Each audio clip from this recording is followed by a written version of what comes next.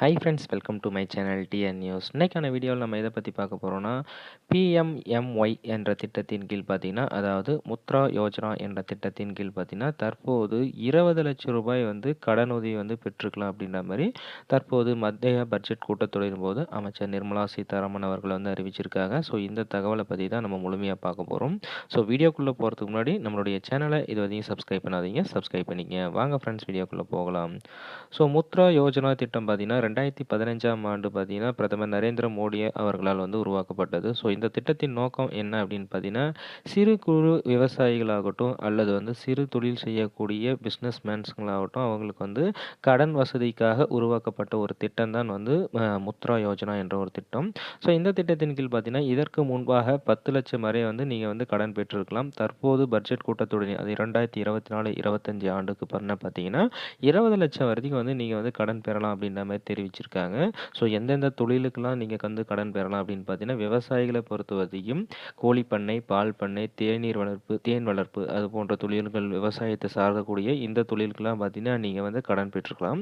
So அதர தொழில் பார்த்தீங்கன்னா உற்பத்தி வர்த்தகம், சேவைத்துறை இது போன்ற அதாவது பியூட்டி பார்லர், ட்ரைலரிங் ஷாப், மளிகை கடை, பால் பண்ணை இது மாதிரி ஏதாவது நீங்கள் தொழில் முனைவர்களாக இருந்தீங்க அப்படின்னா இதுக்கும் நீங்கள் வந்து கடன் பெற்றுக்கலாம் அப்படின்ற மாதிரி வந்து தெரிவிச்சிருக்காங்க. ஸோ இந்த திட்டத்தின் தகுதியான நபர்கள் வந்து கடன் வழங்கும் நிறுவனங்கள் அதாவது எம்எல்ஏ என்று அழைக்கக்கூடிய இந்த நிறுவனத்தின் மூலம் நீங்கள் வந்து கடன் பெற்றுக்கலாம் அப்படின்ற மாதிரி தெரிவிச்சிருக்காங்க. ஸோ எந்தெந்த பேங்க்லாம் வந்து உங்களுக்கு எலிஜிபிள் அப்படின்னு பார்த்தீங்கன்னா, பொதுத்துறை வங்கி எதுவாயினும் வந்து எலிஜிபிள் தான் சொல்லியிருக்காங்க. ஸோ தனியார் துறை வங்கியும் வந்து எலிஜிபிள், அரசு இயக்கும் கூட்டுறவுத்துறை, கிராம வங்கி, வங்கி சாரா நிதி நிறுவனம் என்பிஎஃப்சி என்று சொல்லக்கூடிய அந்த நிறுவனம், மேலும் பார்த்தீங்கன்னா சிறுநிதி வங்கி அதாவது எஸ்எஃப்பிஎஸ் அப்படின்னு சொல்லக்கூடிய இந்த வங்கி இதுங்கள்லாம் பார்த்தீங்கன்னா நீங்கள் வந்து இங்கெல்லாம் போயிட்டு நீங்கள் வந்து கடன் வகையை வந்து வாங்கிக்கலாம் அப்படின்ற மாதிரி தெரிவிச்சிருக்காங்க.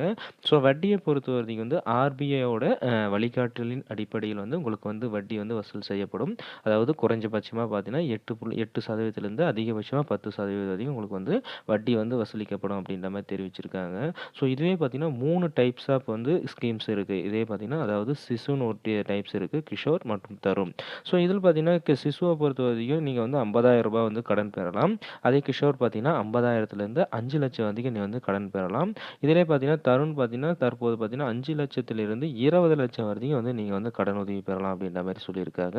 ஸோ இந்த அப்டேட்டில் அதாவது 2024-25 பட்ஜெட் கூட்டத்தொடரின் போது நிர்மலா சீதாராமன் சொல்லி வந்து தருண் என்ற திட்டத்துக்கு மட்டும் 20 லட்சம் வரைக்கும் வந்து நீங்கள் வந்து கடன் பெற்றுக்கலாம் அப்படின்ற மாதிரி தெரிவிச்சிருக்காங்க. ஸோ இது வரைக்கும் நீங்கள் வந்து விண்ணப்பம் செய்யாத இல்லை சிறு குறு செய்யக்கூடிய விவசாயிகள் அல்லது வந்து புதிய தொழில் தொடங்க நினைச்சீங்க அப்படின்னா இந்த திட்டத்தின் கீழ் வந்து நீங்கள் விண்ணப்பம் செஞ்சு பயன்பெற்றுக்கலாம் அப்படின்ற மாதிரி தெரிவிச்சிருக்காங்க. ஸோ இது போன்ற அடுத்தடுத்த தகவல்லாம் தெரிஞ்சுக்க நம்மளுடைய சேனலை சப்ஸ்கிரைப் பண்ணாதீங்க, சப்ஸ்கிரைப்